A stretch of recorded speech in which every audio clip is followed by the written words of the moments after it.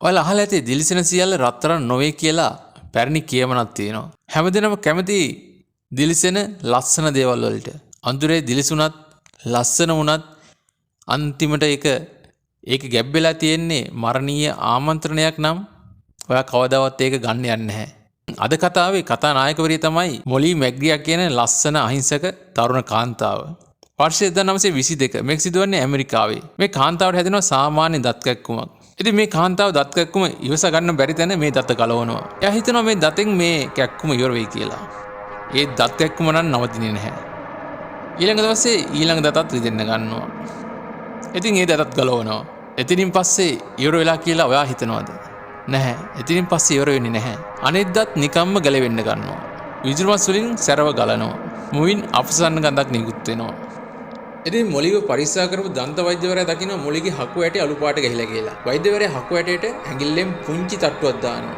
ඒ මොහොතේදීම හකු ඇටය හරියටම දි รา ගේ ලීයක් වගේ කෑලි වලට කැඩෙනවා. හකු ඇටේ ගැලවිලාම යනවා. ඉතින් ලේ බින්දුවක් වත් නැතුව මොලිගේ හකු ඇටේ කටෙන් වැටෙනවා. ඉතින් ඔයාලට හිතා ගන්න පුළුවන්ද මිනිස්සෙක් මැරෙන්නේ නැතුව ජීවත් වෙලා ඉඳිද්දිම මේ වගේ දෙයක් වුණේ කොහොමද කියලා. ඉතින් අද වීඩියෝ එක කාන්තාවන්ට හුඟක් වැදගත් වෙයි කියලා හිතනවා.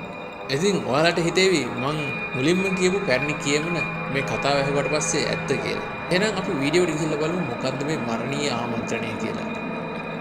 ඔයාලට මතක ඇති රේඩියම් මේක පාසලේදී උගන්වපු ආවර්තිතාවකගේ මූලද්‍රව්‍යයක්.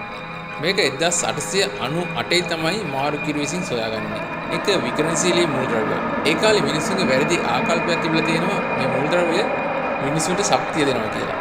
ශාරීරික සෞඛ්‍යයට හොඳයි කියලා.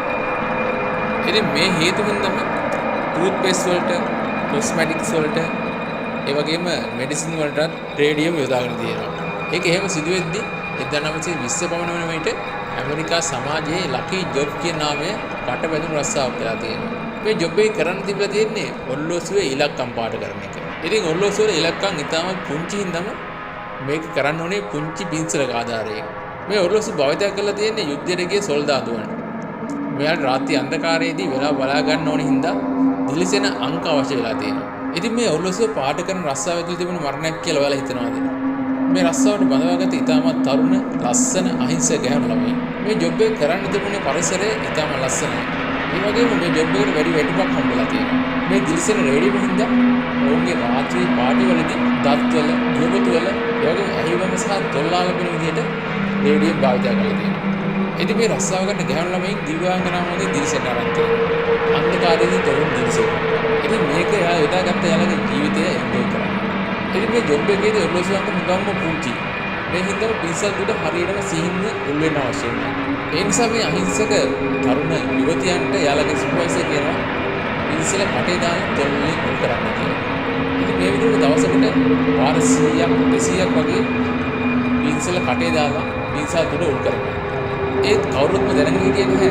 ඕම් මේ කටේ දාන විකිරණශීලී ද්‍රව්‍යයක් කියලා. මේ ක්‍රමය ලිප් ඩිප් ෆේන් කියලා හඳුන්වලා තියෙනවා. මෙන්න මෙතෙන් තමයි කතාව ආරම්භ වෙන්නේ. එතකොට මම වීඩියෝ එක පටන් ගත්තම මේ කතාවේ භාගයක් බලන්න.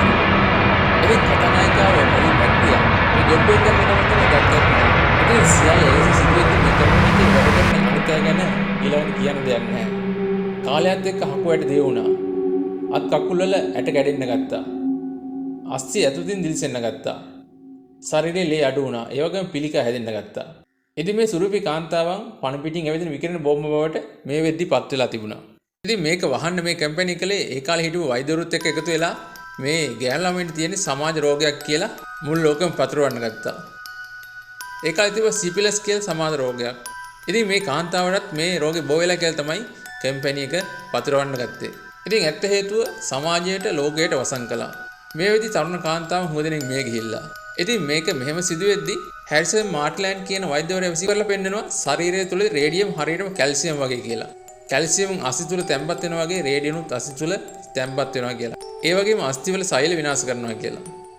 ඉතින් මේ හොයාගැනීමෙන් පස්සේ නඩුවක් ගොනු වෙනවා. මේ නඩුව රේඩියම් ගර්ල්ස් නඩුව කියලා තමයි ප්‍රසිද්ධ වෙන්නේ. හැබැයි නඩුවෙන් ඔවුන් ජය ගන්නවා. කැම්පේනි එක පරාජය වැළඳ ගන්නවා. ඒත් මේ වෙනකොටත් හුඟ දෙනෙක් ජීවිතයෙන් සමුවරන්. නැත්තම් ඔවුන්ගේ හකු නැහැ, දත් නැහැ, අස්ථි බිඳිලා. ඉතින් මේ වර්තමාන කාලේ 2026 ඉතින් මේ වෙද්දී අවුරුදු 100ක් විතර ගිහිල්ලා. ඉතින් මේ කාලේ වුණත් අර සෝහන්ලගේ විකිරණශීලී පරීක්ෂණයක් කළොත් ඒ සොහොන් වලින් තාමත් විකිරණ මුදාහරින බව සොයාගන්න පුළුවන්. එහෙම වෙන්න හේතුව තමයි රේඩියම් වල half life time එක අවුරුදු 1600ක් වගේ දීර්ඝ හින්දා. ලස්සන වෙන්න නොදැනුවත්කමේ මරණය තොල් මත තබාගත් තරුණයන් ගැන ඔයාලට මොනවද හිතෙන්නේ කියලා කමෙන්ට් එකක් දාන්න. ඉතින් මම කිව්වා මේ වීඩියෝේ කාන්තාවට වැදගත් වෙයි කියලා. ඉතින් අවසන් කරන්න කලින් කියන්නම්. ඉතින් අදත් මේ මොහොතේදීත් ඔයාලා ට්‍රෙන්ඩ්, බියුටි, ඒවා ඉන්ස්ටන්ට් ග්ලෝ කියලා නොදන්නා දේවල් වලින් ශරීරය වහනවා ඇති. ඒ වගේම ඔයාලා පානය කරනවත් ඇති. මේ කතාව ඇහුවනම් ඔයාලට තේරෙනවා ඇති කාරණේ මොකක්ද කියලා. ඉතින් ආයෙත් හමුවෙමු. හැමෝටම සුබ දවසක්.